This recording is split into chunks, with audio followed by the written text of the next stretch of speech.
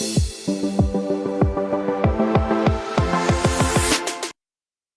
Guys, welcome to my YouTube channel.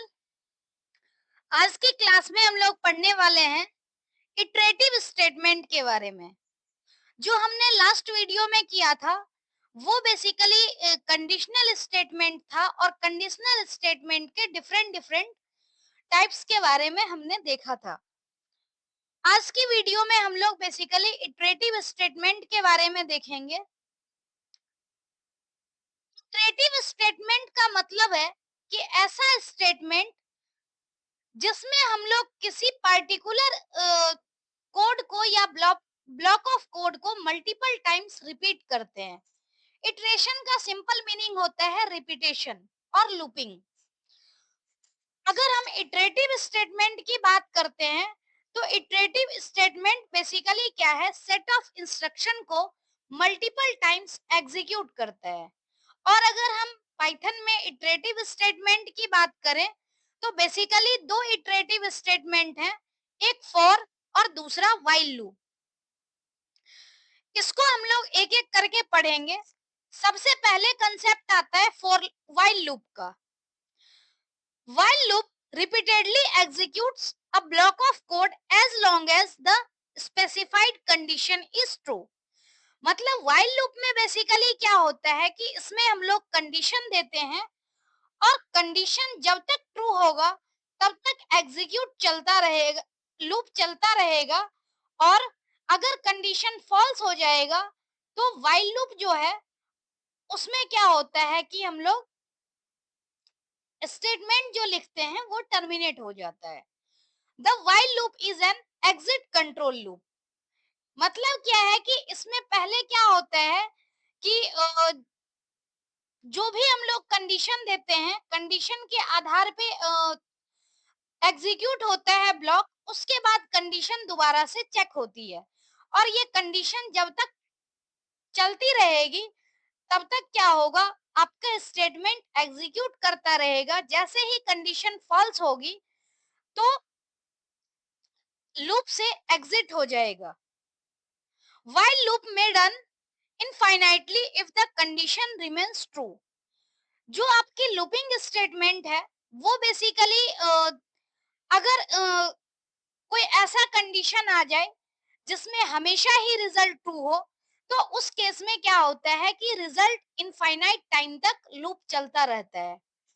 अगर हम while loop के सिंटैक्स की बात करें तो व्हाइल लूप में हम लोग लिखते हैं व्हाइल के साथ कंडीशन, और अगर कंडीशन ट्रू होगी तो ट्रू होने पे क्या स्टेटमेंट एग्जीक्यूट करेगा तो उसके लिए हम लोग लिखते हैं ब्लॉक ऑफ स्टेटमेंट्स। ये बेसिकली व्हाइल लूप का सिंटैक्स है। अगर हम बात करते हैं कि व्हाइल लूप की वर्किंग कैसे होती है तो व्हाइल लूप की वर्किंग के लिए हम लोग बेसिकली फ्लो चार्ट की हेल्प ले सकते हैं।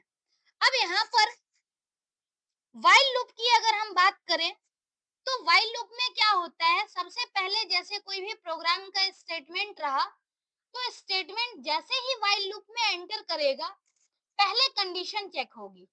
अगर कंडीशन ट्रू होगी तो व्हाइल लूप की बॉडी एग्जीक्यूट होगी, और अगर कंडीशन फॉल्स होगी तो जो आपका स्टेटमेंट है उससे कंट्रोल व्हाइल लूप से एग्जिट हो जाएगा। तो इस तरह से बेसिकली व्हाइल लूप काम करता है। सबसे पहले कंडीशन चेक होगी, कंडीशन ट्रू होगा तो व्हाइल लूप की बॉडी एग्जीक्यूट करती रहेगी, और कंडीशन अगर फॉल्स होगा तो लूप से टर्मिनेट हो जाएगा। और ध्यान रहे कि जब कंडीशन एक बार एग्जीक्यूट हो रही है तो फिर क्या होता है कि जैसे ही ट्रू होगी दोबारा से कंडीशन पे कंट्रोल ट्रांसफर होगा, और ये प्रोसेस रिपीट होता रहता है, इसीलिए हम लोग इसको लूपिंग बोलते हैं। और जब जब कंडीशन चेक होगी तब तब दो पॉसिबिलिटी बनेगी, एक तो ट्रू होने की और दूसरी फॉल्स होने की। ट्रू होगा तो व्हाइल लूप की बॉडी एग्जीक्यूट होते ही दोबारा से कंडीशन पे चला जाएगा कंट्रोल, और जैसे ही फॉल्स होगा व्हाइल लूप से कंट्रोल एग्जिट हो जाएगा।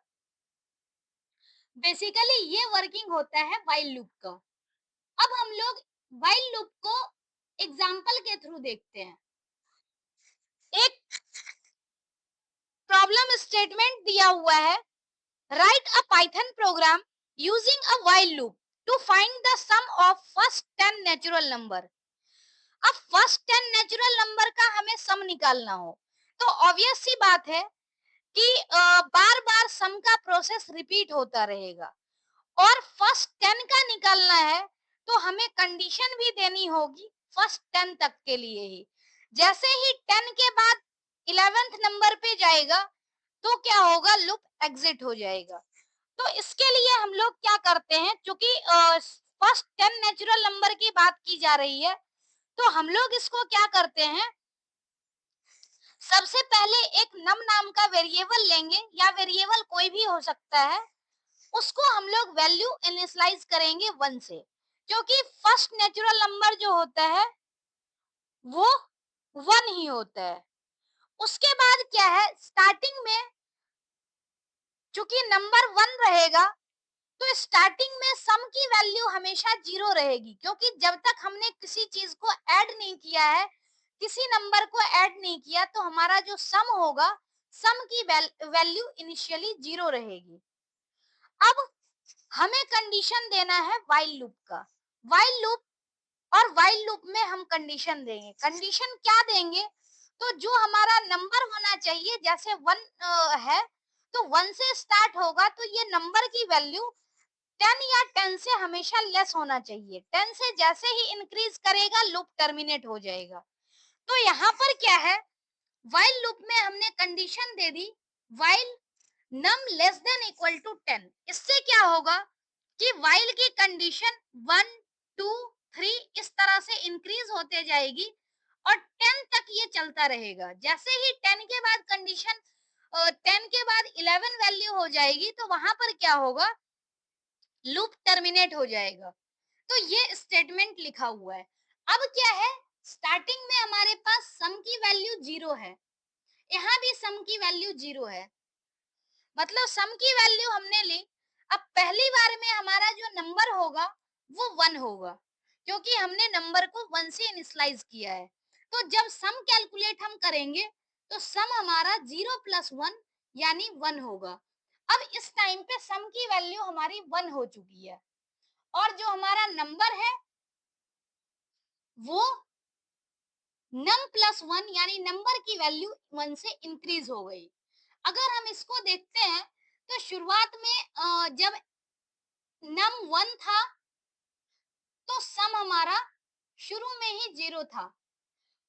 उसके बाद हमने क्या किया कि सम की वैल्यू 0 से जब 1 हुई तो नम हमारा जो है वो 1 के बाद 1 ऐड होकर के 2 हो गया।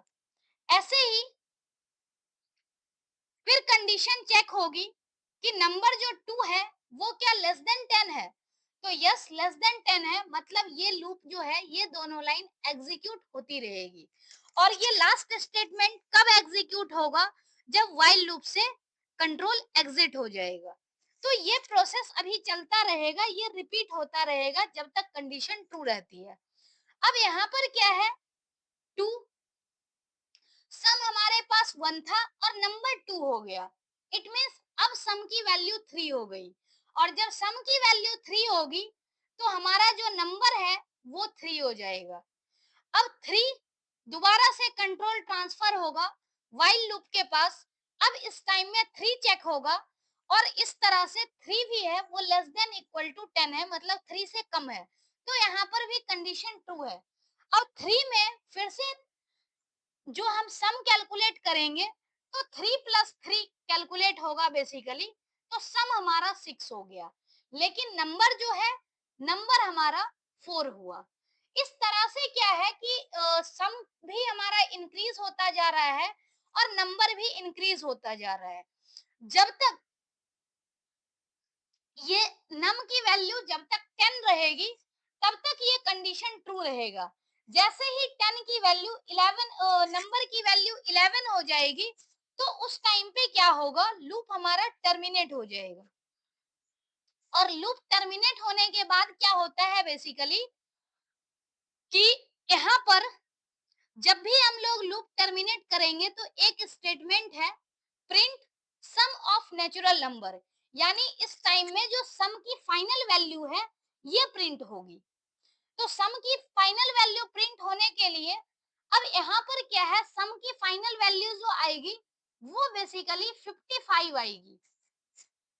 तो 55 इसका आंसर हो जाएगा, सम की वैल्यू 55।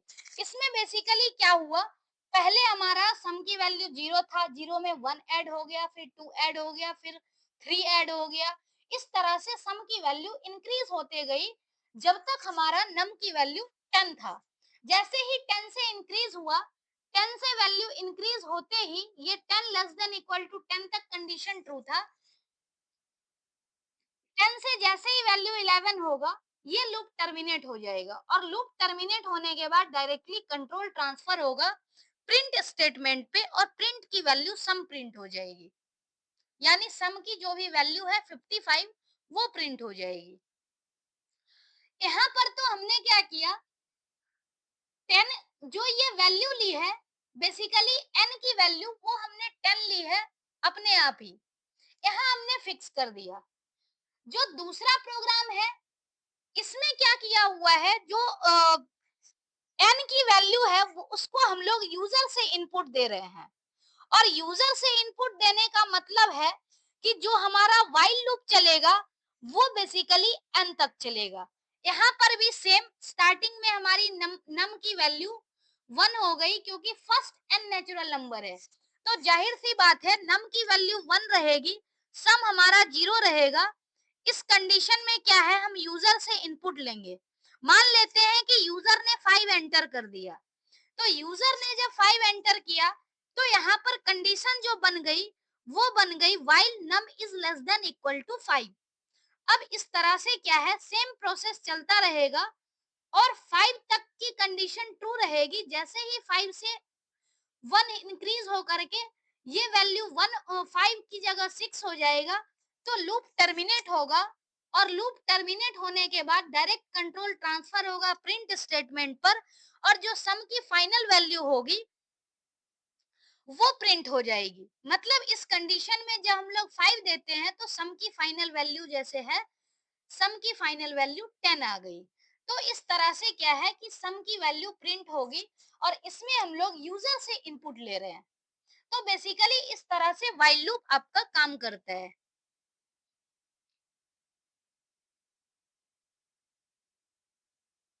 नेक्स्ट यहाँ पर है फोर लूप। और फोर लूप को पढ़ने से पहले हम लोग बेसिकली एक फंक्शन पढ़ेंगे, रेंज फंक्शन। और ये रेंज फंक्शन ज्यादातर फोर लूप के साथ यूज किया जाता है।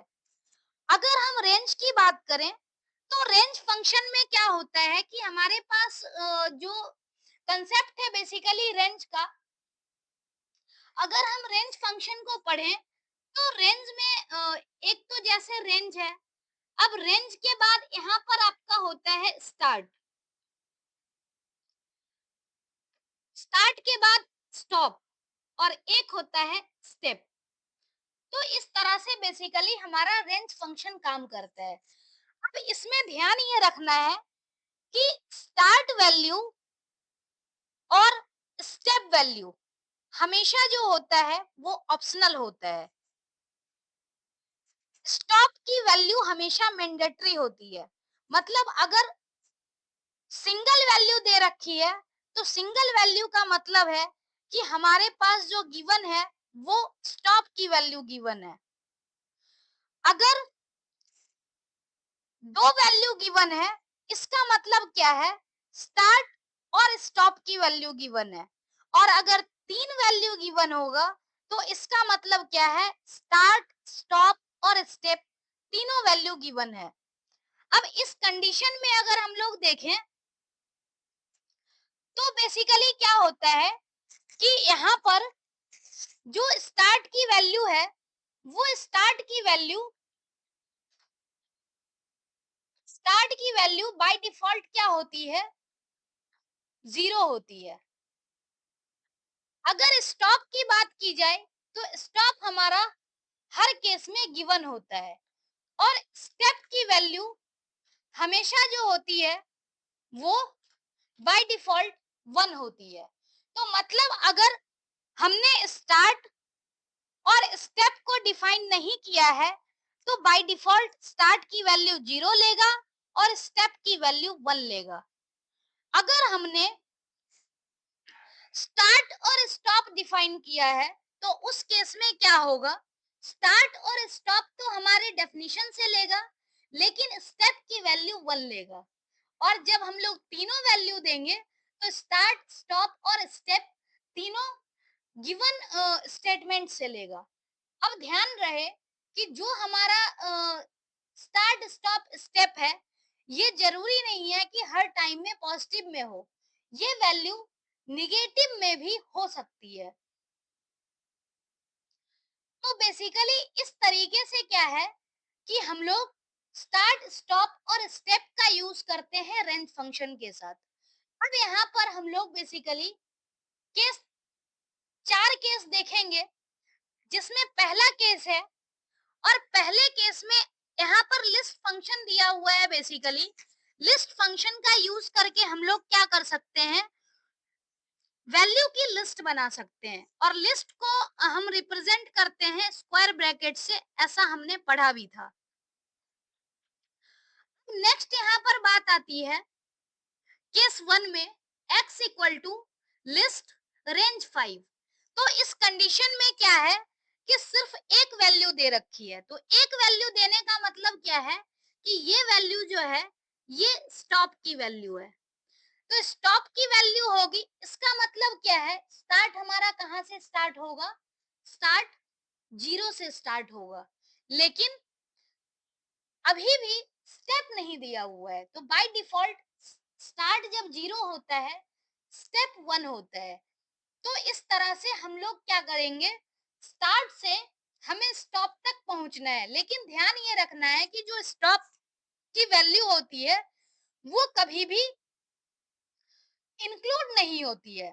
तो इंक्लूड नहीं होगी, इसलिए इसकी जो वैल्यू आएगी वो आएगी 0, 0 के बाद 1, 2, 3, 4।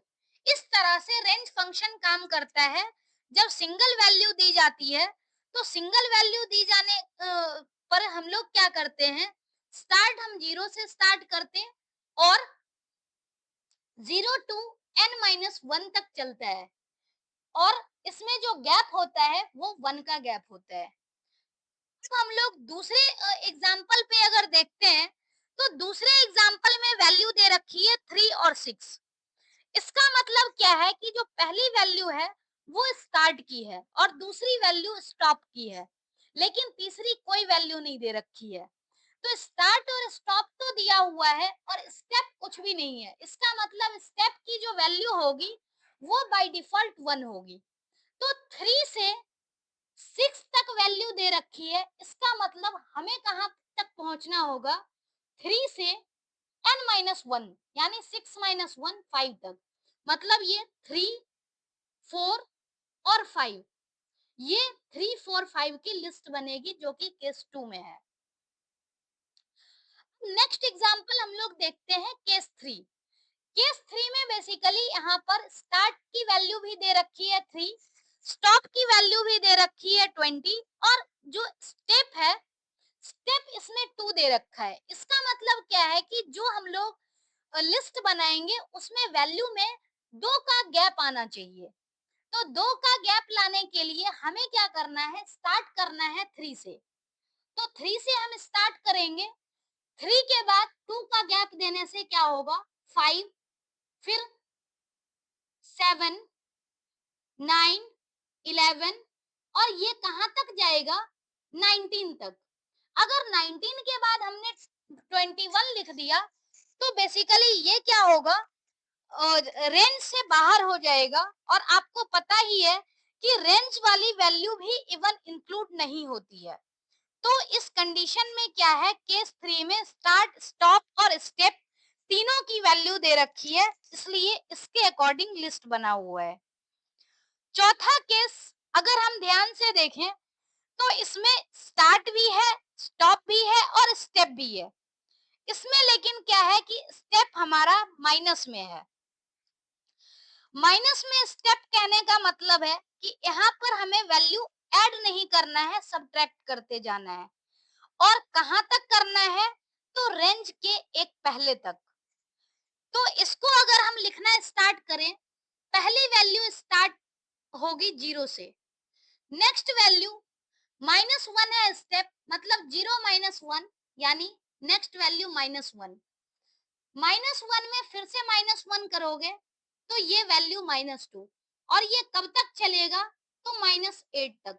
जैसे ही हम लोग -8 के बाद अगर -1 कर देते हैं तो -9 हो जाएगा, और हमें -9 इंक्लूड नहीं करना है, क्योंकि हम लोग स्टेप जो लिखते हैं वो हमेशा एक्सक्लूडिंग होता है। तो बेसिकली इस तरह से रेंज फंक्शन काम करता है, और रेंज फंक्शन फॉर लूप के साथ यूज होता है, बहुत ज्यादा यूज होता है, इसलिए फॉर लूप से पहले हमें रेंज फंक्शन के बारे में जानना जरूरी था।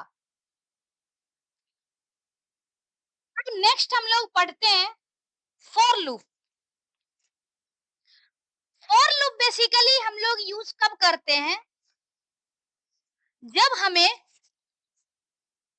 किसी भी सीक्वेंस को बार बार रिपीट करना हो, और इसमें रिपीट करने के लिए हम लोग बेसिकली क्या करते हैं, नंबर ऑफ टाइम्स डिफाइन करते हैं। दूसरी बात, फॉर लूप का एक और यूज क्या होता है कि हमें जो भी सीक्वेंस दी जाती है, उस सीक्वेंस में से हम लोग वैल्यू को इटरेट करते हैं। इटरेट कहने का मतलब हम एक एक करके वैल्यू को फेच करके और डिस्प्ले करते हैं। तो उसके लिए हम फॉर लूप का यूज करते हैं, और फॉर लूप के साथ एक कीवर्ड यूज होता है, इन कीवर्ड। अगर फॉर लूप की बात की जाए, तो फॉर लूप का बेसिकली जो सिंटैक्स है वो कुछ इस तरह से है, फॉर, उसके बाद कंट्रोल वेरिएबल। कंट्रोल वेरिएबल कहने का मतलब कि हम एक वेरिएबल डिफाइन करते हैं जिसका यूज करके हम सीक्वेंस को इटरेट करेंगे। और इन जो है, यहाँ पर इन भी एक कीवर्ड है जो कि फॉर के साथ यूज होता है। सीक्वेंस सीक्वेंस हमारे पास डेटा स्ट्रक्चर होता है, डेटा टाइप होता है, चाहे लिस्ट हो, टपल हो या फिर डिक्शनरी हो। क्योंकि लिस्ट, टपल और डिक्शनरी बेसिकली क्या है, ये सीक्वेंस रिलेटेड डेटा टाइप है, और ये किसी भी सीक्वेंस के आइटम को वन बाय वन फेच करता है, और उसके बाद उसको हम डिस्प्ले करवा सकते हैं। तो बेसिकली यहाँ पर हम फ्लो चार्ट से देखते हैं कि फॉर लूप कैसे काम करता है। जो हमारा प्रोग्राम का स्टेटमेंट होगा, तो प्रोग्राम के स्टेटमेंट से जैसे ही हम फॉर लूप में एंटर करेंगे, फॉर लूप में एंटर करने के बाद क्या है कि हमें कंडीशन चेक करनी है कि वो आइटम लास्ट आइटम तो नहीं है, क्योंकि सीक्वेंस में आइटम को तब तक फेच करता रहेगा जब तक सीक्वेंस में कोई भी एलिमेंट बचा हुआ हो। तो लास्ट आइटम तक रीच कर रहे हैं या नहीं, ये हमें चेक करना है। अगर लास्ट आइटम तक रीच कर गए, मतलब कि ट्रू है, लास्ट आइटम अगर हो गया, तो हमें लूप से एग्जिट कर दिया जाएगा। लेकिन अगर लास्ट आइटम नहीं है, तो ये प्रोसेस बार बार रिपीट होता जाएगा। लास्ट आइटम नहीं है मतलब कि लिस्ट में और भी आइटम अवेलेबल है हमें फेच करने के लिए। तो दोबारा से क्या होगा, ये कंट्रोल ट्रांसफर होगा डिसीजन के पास, लूप के पास। तो इस तरह से बेसिकली हम लोग फॉर लूप में फ्लो चार्ट की हेल्प से देख सकते हैं कि किस तरह से हमारा फ्लो चार्ट काम करता है। हम यहाँ एग्जाम्पल की बात करते हैं। जो पहला एग्जाम्पल है उसमें एक लिस्ट डिफाइन किया गया है, और जो दूसरा एग्जाम्पल है उसमें एक स्ट्रिंग डिफाइन किया गया है। तो बेसिकली लिस्ट के एलिमेंट को हम लोग कॉमा से सेपरेट करके लिखते हैं। तो कॉमा से सेपरेट करने के बाद यहाँ पर बेसिकली क्या हो रहा है कि एक लिस्ट के अंदर टोटल 10 एलिमेंट है। अब इसको फॉर लूप जब एक्सेस करेगा, तो एक एक करके सारे वैल्यू को एक्सेस करेगा। तो फॉर लूप बेसिकली काम कैसे कर रहा है, फॉर लूप के साथ हमने एक वेरिएबल दे दिया, वेरिएबल का नाम है, और इन मतलब किसमें हमें सर्च करना है, तो लिस्ट में सर्च करना है। अब यहाँ पर क्या है, बेसिकली ये सीक्वेंस में चेक करना होगा कि जो हमने वेरिएबल लिया है वेरिएबल वाले इंडेक्स पे क्या कोई वैल्यू प्रेजेंट है। अगर वैल्यू प्रेजेंट है तो इस वैल्यू को क्या करना है, यहाँ से प्रिंट कर देना है।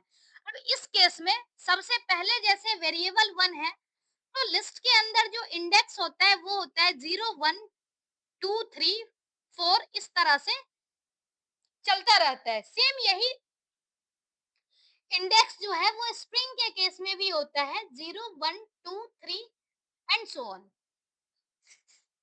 अगर हम बात करते हैं यहाँ पर फॉर लूप की, तो फॉर लूप में क्या है कि सबसे पहले क्या करेगा, फर्स्ट स्टार्टिंग इंडेक्स वाले एलिमेंट को एक्सेस करेगा, मतलब उस इंडेक्स पे कोई एलिमेंट है या नहीं है। अगर हाँ, लिस्ट में कोई एलिमेंट है तो उस एलिमेंट को प्रिंट कर देगा, यानी 1 प्रिंट हो गया। दोबारा से ये कंट्रोल फॉर लूप के पास ट्रांसफर हो जाएगा। फिर से अगले इंडेक्स पे वैल्यू चेक किया जाएगा कि वैल्यू है या नहीं है। अगर वैल्यू है, मतलब लिस्ट में वैल्यू प्रेजेंट है या नहीं है, तो यहाँ पर इस केस में वैल्यू है, तो फिर से ये 2 प्रिंट हो जाएगा। ऐसे ही 3 प्रिंट होगा, 4 प्रिंट होगा, और जब 10 पे पहुंचेगा तो 10 पे पहुंचने के बाद क्या होगा कि 10 लास्ट आइटम है। तो चूंकि 10 लास्ट आइटम है, तो इससे क्या होगा कि हमने फ्लो चार्ट में जो पढ़ा था कि लास्ट आइटम है, तो लास्ट आइटम के बाद लूप से एग्जिट हो जाएगा, मतलब ये 1 2 ये प्रिंट 10 तक होगा। 10 के बाद चूंकि 10 ही लास्ट आइटम है तो लूप एग्जिट हो जाएगा।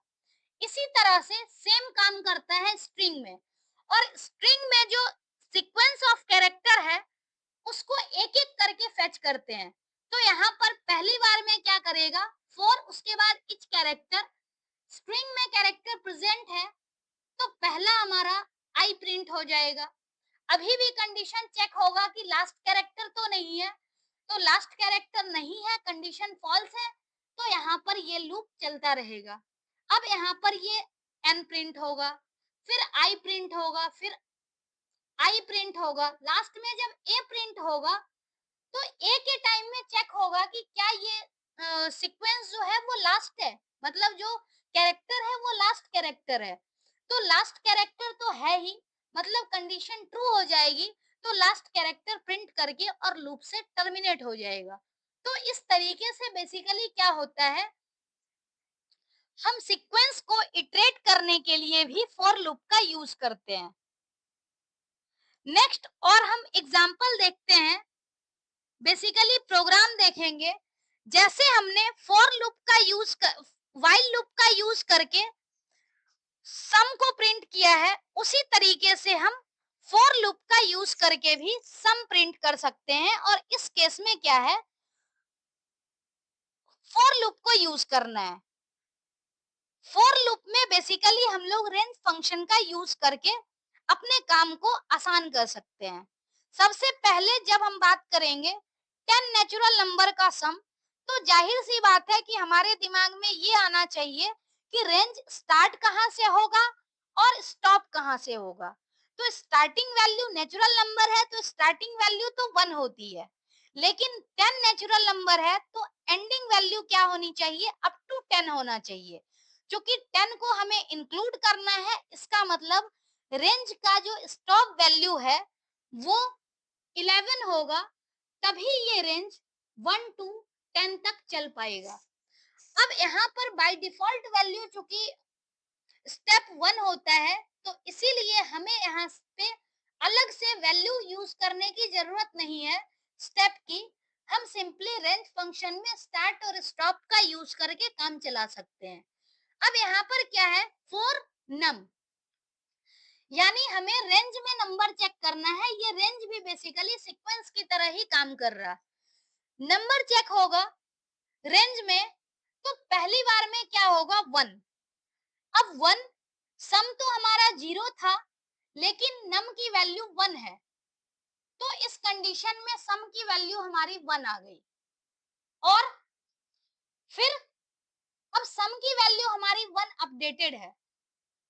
नेक्स्ट टाइम में जब ये लूप चलेगा तो रेंज की वैल्यू क्या आ गई, रेंज में 2 आ गया।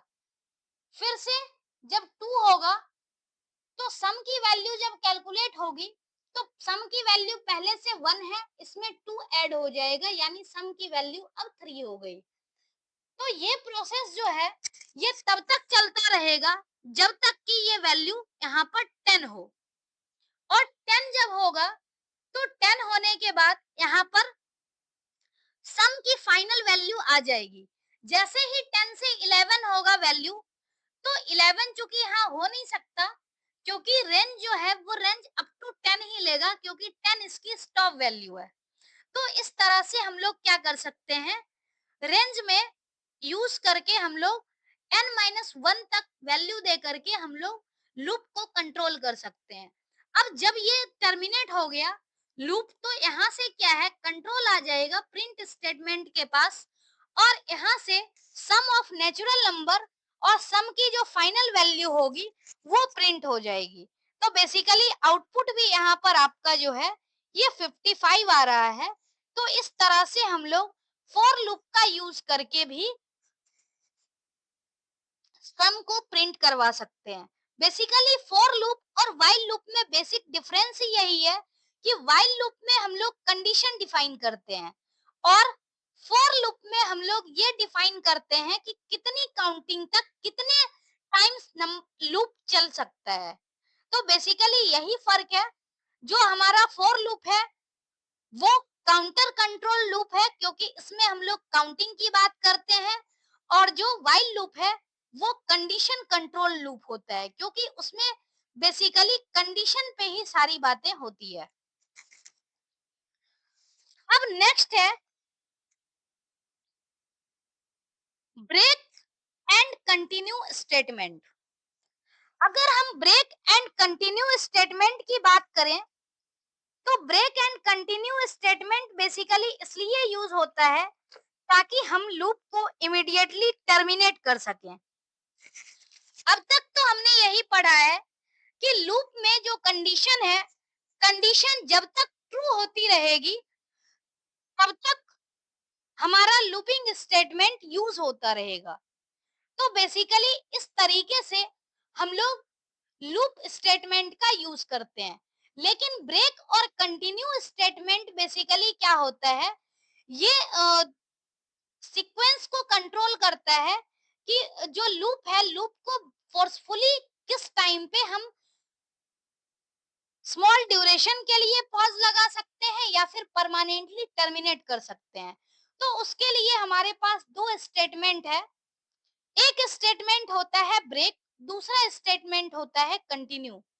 अगर हम ब्रेक स्टेटमेंट की बात करते हैं, तो ब्रेक स्टेटमेंट बेसिकली यूज जो किया जाता है किसी भी लूप को इमीडिएटली टर्मिनेट करने के लिए हम ब्रेक स्टेटमेंट का यूज करते हैं।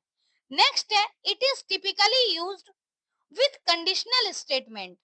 मतलब जो ब्रेक स्टेटमेंट है उसको हम लोग कंडीशनल स्टेटमेंट के साथ यूज करते हैं।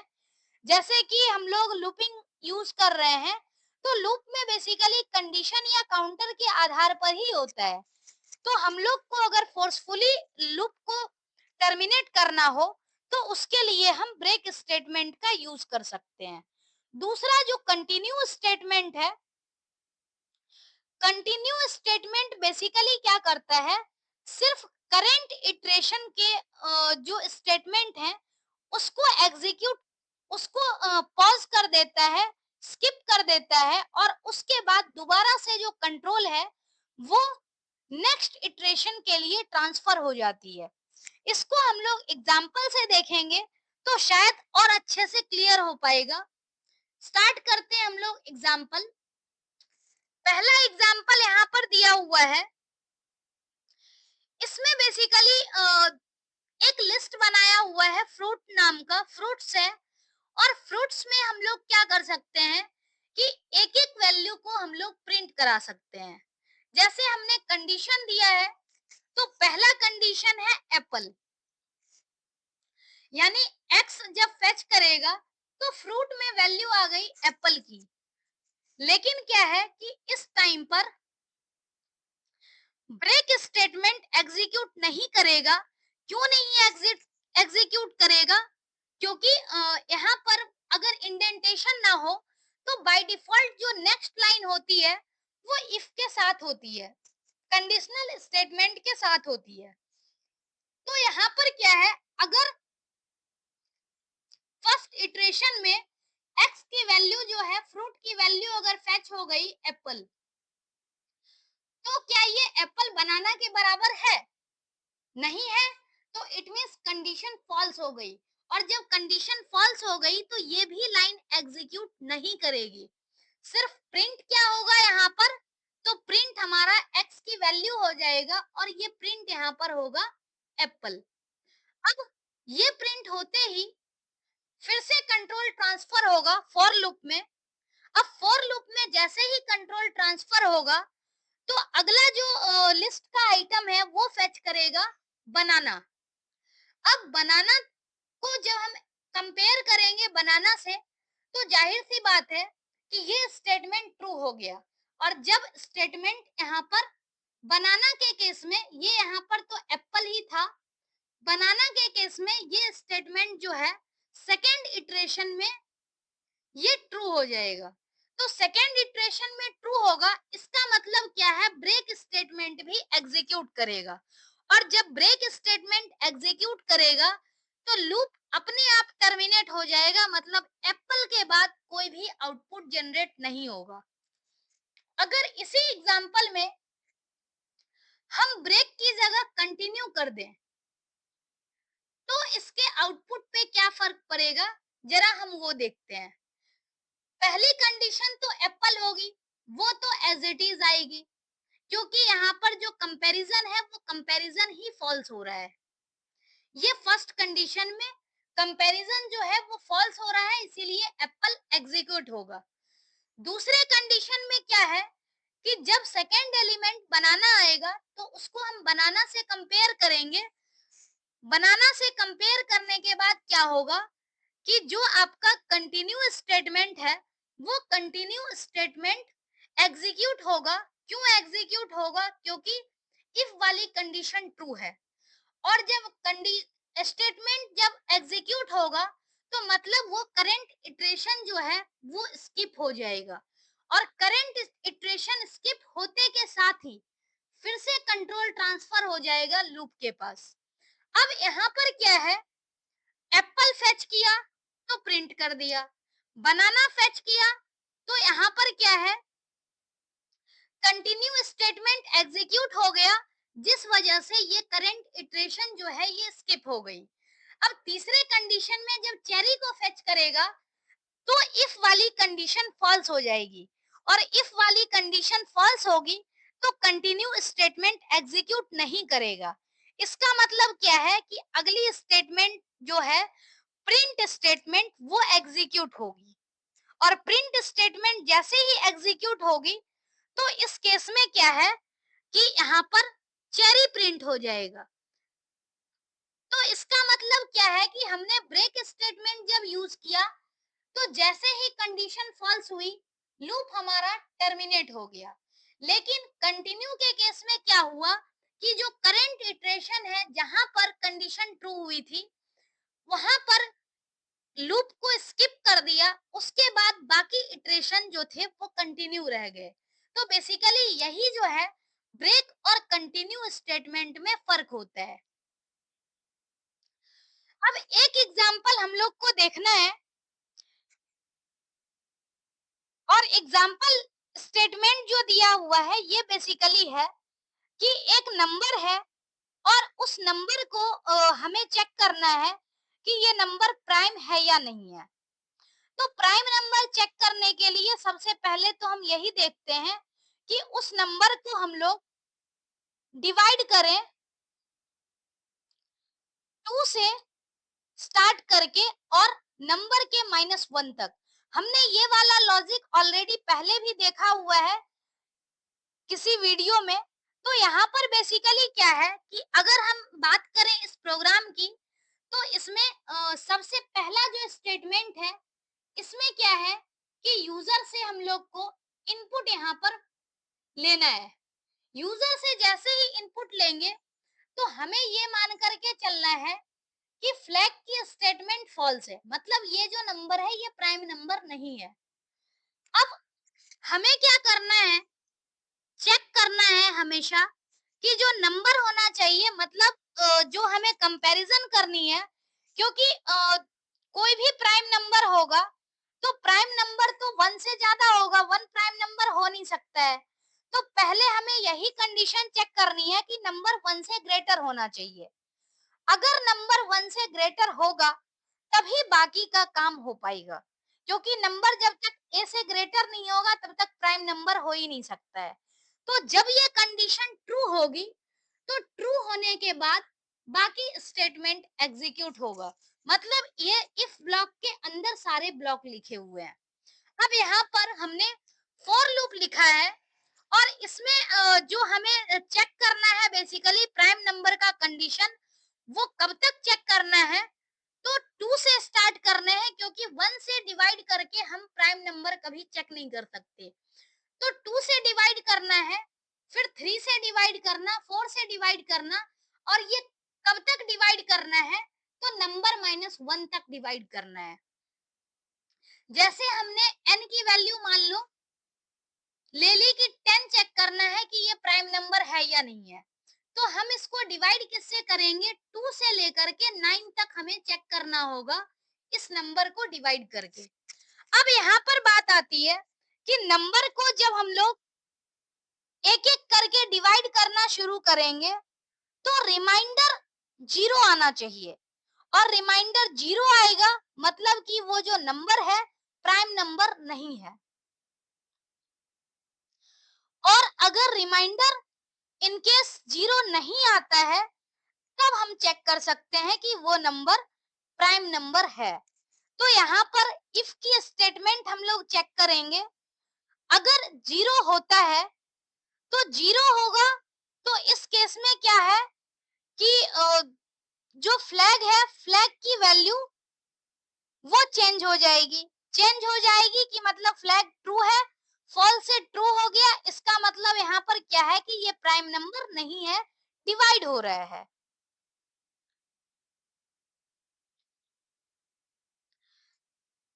शुरू में फ्लैग की वैल्यू फॉल्स थी। अगर वैल्यू यहाँ पर इक्वल टू 0 है, मतलब जो रिमाइंडर है वो 0 हो रहा है, इसका मतलब क्या है कि रिमाइंडर 0 होने से डिवाइड हो रहा है, और डिवाइड होगा तो प्राइम नंबर नहीं होगा। तो मतलब हम लोग फ्लैग की वैल्यू चेंज कर देंगे और ट्रू के केस में प्राइम नंबर नहीं होगा। मतलब यहाँ पर डिवीजन का है। और अगर ये कंडीशन ट्रू होगी तो यहाँ से क्या है, डिवाइड हो गया, तो इसका मतलब प्राइम नंबर नहीं है, तो फ्लैग की वैल्यू भी चेंज हो जाएगी और ब्रेक स्टेटमेंट की हेल्प से लूप टर्मिनेट हो जाएगा। फिर दूसरी कंडीशन आती है if flag equal to true. फिर हम लोग फ्लैग की वैल्यू को चेक करेंगे कि फ्लैग की वैल्यू ट्रू है या फिर नहीं है।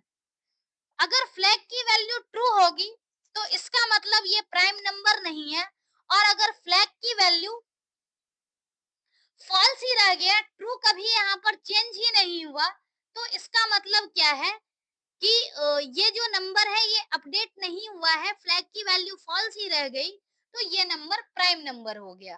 तो इस तरह से बेसिकली इस लॉजिक से हम लोग क्या करते हैं, प्राइम नंबर को चेक करते हैं। और बाय चांस ये 2 पे डिवाइड नहीं हो रहा होता, 2 की जगह फिर हम अगले नंबर से चेक करते, 3 से चेक करते, 4 से चेक करते, और ये हमें चेक कब तक करना था, तो 9 तक करना था अगर हमने नंबर 10 लिया है। तो ये प्रोसेस बेसिकली रिपीट करके और हम इस तरह से प्राइम नंबर को चेक कर सकते हैं।